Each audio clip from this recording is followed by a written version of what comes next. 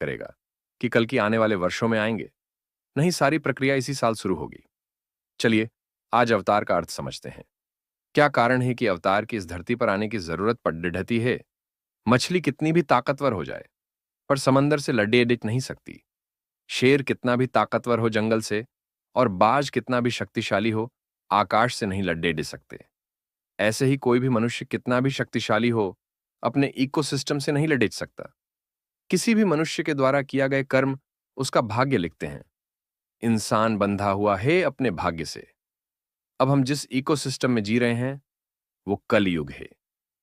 कलयुग को खत्म करने के लिए आपको कलयुग से पावरफुल होना होगा, यानी कि मछली को समंदर से, शेर को जंगल से और बाज को आकाश से। आप अपने आसपास निगाह डालकर देखिए।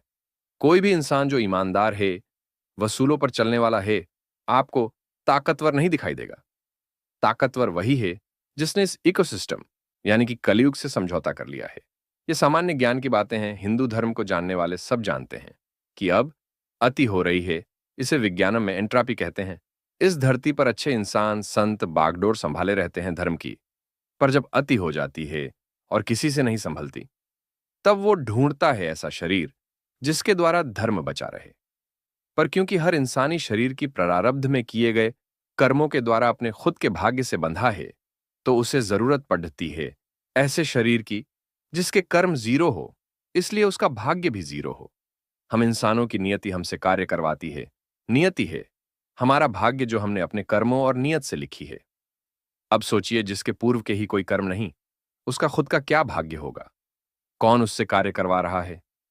उस शरीर को वो खुद धारण कर लेता है और उसका भाग्य खुद लिख देता है। सामान्य ज्ञान की बात है, अगर मछली के शरीर में वो आया, तो मछली भी समंदर से शक्तिशाली होगी। जिस शेर के शरीर में वो आया, शेर भी जंगल से शक्तिशाली और बाज भी आकाश से। तो मित्रों, जिस इंसान के शरीर को वो धारण करेगा, क्या वो इंसानी शरीर कलयुग से पावरफुल नहीं होगा?